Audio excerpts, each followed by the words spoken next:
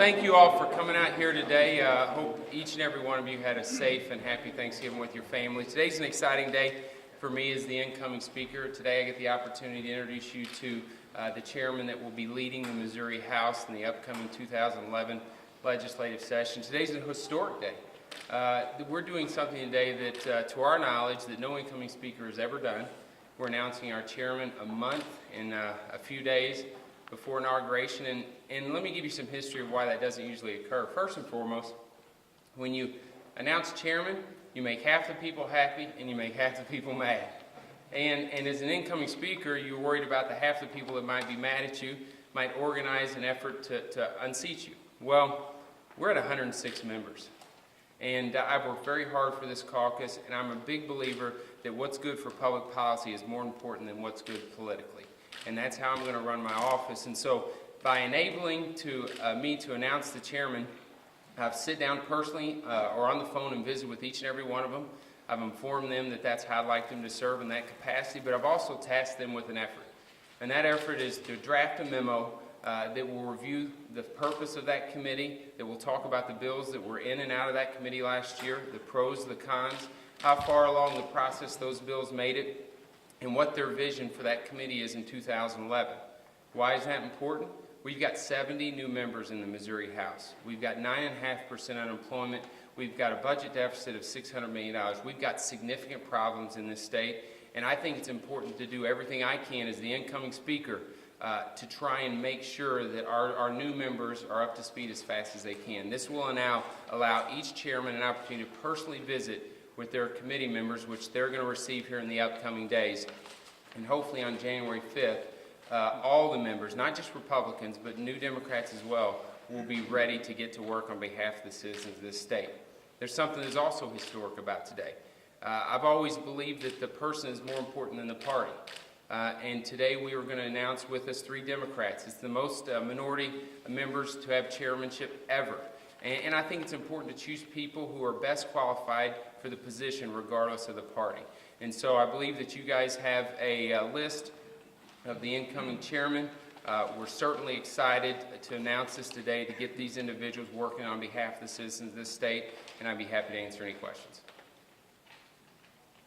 What's going to be the most pressing issue in the first weeks of the session? Well, clearly the most pressing issue is putting people back to work. And it will be the focus of my speakership. It's the focus of the citizens of this state.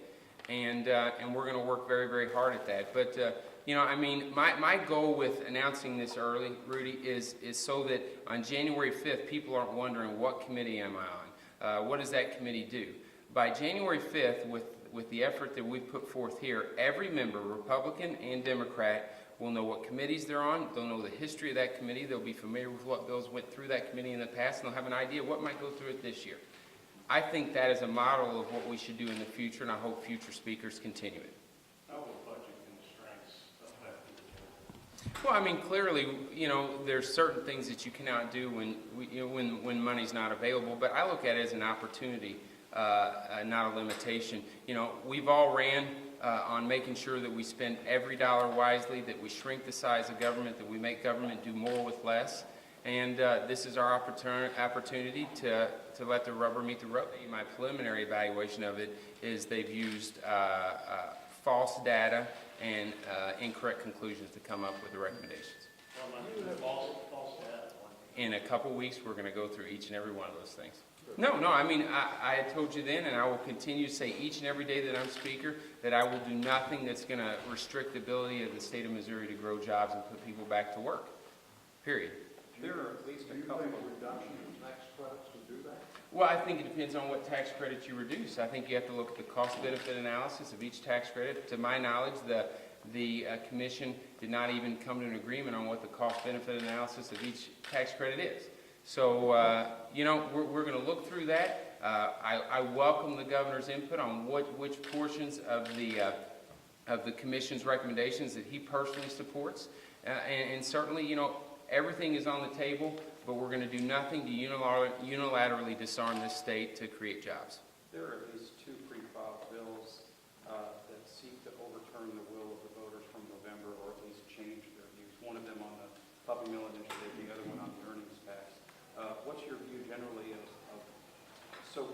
legislature going into statutes that just passed by the voters?